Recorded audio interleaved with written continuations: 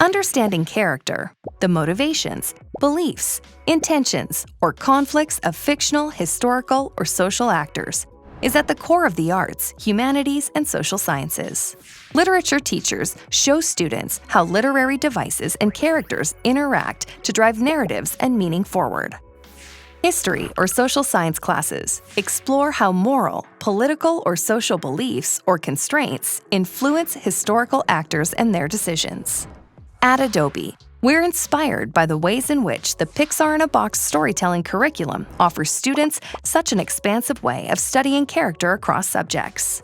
When designing creative activities to align with those character lessons, our lessons ask students to infer personal, ethical, or conflict-driven intentions of figures from the past by creating digital images that represent their internal and external characteristics.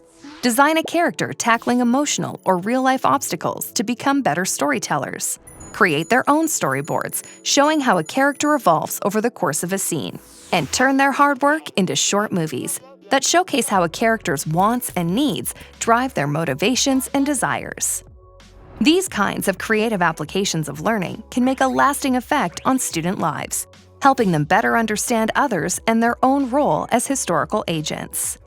Let's hear from educators who have used Pixar in a Box and Adobe in their classroom. Designing a character, creating a character is magical. I think we all grow up with different kinds of characters in comic books, on television shows, in books that we read, in plays that we go and see. And those characters help us along our journey in life. And so when students have the opportunity to create their own characters and to have some guidance about how to do that, they can use their creative imagination, but then they can also go deeper into thinking, who is this character on the outside and who are they on the inside? And how do those inside and outside need to reflect each other? How does a character resolve the obstacles in their life?